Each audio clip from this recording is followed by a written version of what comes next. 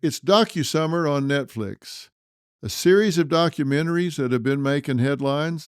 I had the #1 documentary on there myself, the Gabby Petito story. To see the distress my daughter was in and them laughing and joking around. Yeah, do you know if she takes any? She's crazy. Was really proud to have it and think it told an important story. But there have been a lot of others, and here are a few. The Poop Cruise. More than 4,000 people are stuck on a cruise ship that is dead in the water. I would never expect having to poop in a red bag. Oh, no. Oh, no. No. True story. What happened on the Carnival Triumph when the toilets stopped working. And then there is Netflix Trainwreck. The Astroworld tragedy reveals the shocking truth behind the deadly music festival. I fell on something. I fell on someone. Because people were falling on me. It was crazy, man. For those not familiar, it's about a deadly crowd surge in November 2021 at the Astroworld Festival in Houston. 10 people died during a performance by Travis Scott, the festival's founder. I actually did a show about that. How does somebody that is well enough and robust enough to go to a concert like this wind up dead? Not long after, I was having lunch in Beverly Hills, and Travis Scott came up and introduced himself to me and said, "I saw your show and I didn't like the way that you portrayed me." And I said, "Really? Well, sorry to hear that. Did you watch the whole thing?"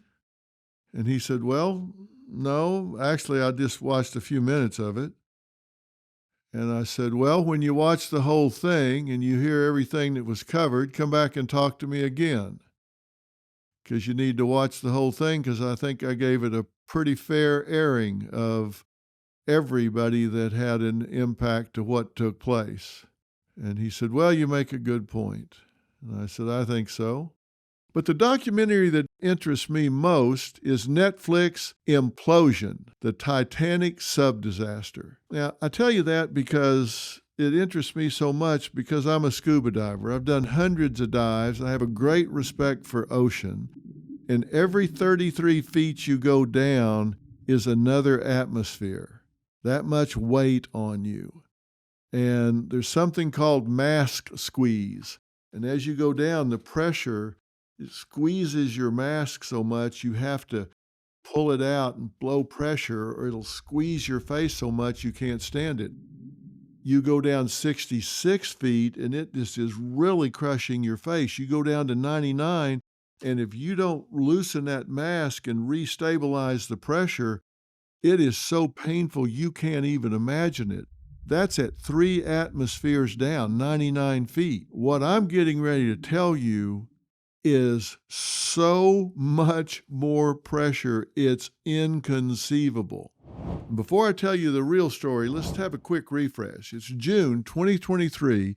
5 passengers paid $250,000 to go down 12,500 feet, all the way down to see the wreckage of the Titanic, the unsinkable ship that sunk in 1912. Now, figure out how many atmospheres that is. That's 378 atmospheres. And as I said, at 3 atmospheres, you can't even stand to have a dive mask on your face. This is over 100 times that pressure. So who was on the Titan sub? Stockton Rush, CEO and pilot; Harnish Harding, British billionaire and adventurer; Paul Henry Nargeolet, Titanic expert; Shahzada Dawood, prominent businessman, and his son, Solomon, 19 years old. Now, here's the timeline. At 8 a.m., they begin their descent, which is expected to take 2 hours. At 9:45, the mothership loses communication with the Titan. At 3 p.m., they fail to appear at the expected time for resurfacing. At 5:40, the Coast Guard receives a report that they're missing. Now, that's a couple of hours after they're supposed to be back up. What the hell was going on in that 2 hours? If they don't resurface at the expected time, there should be an all-out alert. When they lost communications, there should have been an all-out alert. But they start a frantic 3-day search. We are doing everything that we can do to make sure that we can locate and rescue those on board. I remember this when it was happening. Immediately, I thought, they're searching for bodies. They're not searching for survivors. We understand this is an extremely difficult time for the families of the missing crew members aboard the Titan, and our thoughts go out to them and the crew. The Unified Command team is working tirelessly to bring all available assets and expertise to bear as quickly as possible in response to this complex operation. June 23rd, Coast Guard finds Titan's debris. OceanGate announces the crew of the Titan has been lost. Tragic, but not shocking. So what actually happened? The Titan imploded near the Titanic wreck, just 1,600 feet from the bow. This is 378 atmospheres below the surface. The pressure you can't even imagine. Experts say the destruction happened so fast the passengers likely never even knew. I'm sorry, I don't agree with that. I'm sure that when it finally happened, it was in a flash so fast. But there had been reports of hearing creaks and this thing starting to crack on prior missions. They had to be horrified to start hearing this hull being compromised as they're going down. So what's the real story here? Stockton Rush, the late CEO of OceanGate, wanted to be remembered as a pioneer. Well, how'd that work for you? Instead, he's remembered for one of the most avoidable, underline avoidable disasters in modern history. He didn't just want to reach the Titanic, he wanted to break barriers. He wanted to disrupt deep-sea exploration, maybe be the next Musk or Bezos. But unlike rockets, Titan didn't go up, it went down. And you have no idea how much we don't know about the ocean and the ocean floor. Listen to this quote from Mark Monroe, director of the Netflix documentary, quote, "It comes down to Stockton Rush. The decisions he made led to this. It was a cult of personality." So is that a fair accusation? Well, he built the Titan with an experimental carbon fiber hull that engineers explicitly warned could degrade and fail under pressure. And when people spoke up, he just fired them. The warnings were there, clear, repeated, and ignored. In 2018, Submersible experts sent a letter to Rush warning that his experimental approach could lead to consequences from minor to catastrophic. Marine Technology Society committee members cautioned against using a carbon fiber hull. David Lockridge, OceanGate's former chief pilot and director of marine operations, said, quote, "Pretty much every single piece had an issue." Think about that.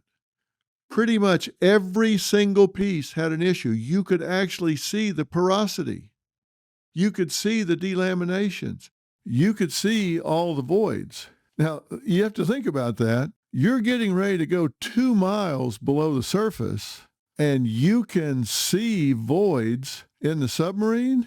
These are supposed to be watertight. And from Rush himself, in the Unsung Science podcast with David Pogue in November 22, he said, and I quote, "There's a limit." At some point, safety just is pure waste. I mean, if you just want to be safe, don't get out of bed, don't get in your car, don't do anything. At some point, you're going to take some risk, and it really is a risk-reward question. I said, I think I can do this just as safely by breaking the rules. Well, really? Maybe that's okay if you're the only one going, but if you're selling tickets, when people buy a ticket on any kind of ride, a bus, a train, a plane, a submarine, when they pay that money for that ticket, they get on live, they do not expect to get off dead. And that's just the culture of denial. He surrounded himself with yes men. If you didn't believe, You were sidelined. He allegedly rebranded paying passengers as mission specialists because of what I just said. If you're a passenger, you expect to get on alive and get off alive. If you're a mission specialist, you're taking on a different role. This was all to bypass safety laws. That's not innovation. That's just hubris wearing a wetsuit. The company OceanGate, before the disaster, had some value, $60, $70 million. Afterwards, they're shut down. They got lawsuits out to kazoo, investigations, grief. So what's this say to all of us? What's this say to you? Who are you working for? If you're running the show, what kind of rules are you following? But if you're working for somebody, what kind of rules are they following? This isn't just a sub-story. It's a leadership parable. If you've got somebody that's got a vision that blinds them to chaos, bad. If they're taking risk without regulation, that can be suicidal. If they've got ambition without humility, it can be deadly.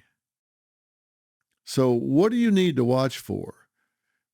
If they won't listen, if somebody comes up with a dissenting view and they get fired or silenced, you need to follow them out the door. If they're justifying unsafe shortcuts as innovation, bad idea. If anybody that criticized them is the enemy, bad idea. If they're prioritizing press over people, you need to be gone. So this isn't just a story about a doomed sub. This is a warning for every workplace, every leader, and every dreamer. When ego takes over, let me tell you, ego is not your amigo. You need to have your feet on the ground. It doesn't mean you don't take chances, but there has to be a real evaluation of a risk-reward ratio. And when rules are bent for the sake of disruption, I promise you, disaster is not far behind. So ask yourself, is it worth it? Real leadership means listening, valuing dissent, putting people ahead of ego. Don't let your ego put lives at risk, and don't let some narcissistic egomaniac put you or your children's parent at risk. There are better paths to follow, and that, my friends, is the real story. If you want to hear more real stories, go down below and click the subscribe button and the follow button, because I'll be here tomorrow and hope you will too.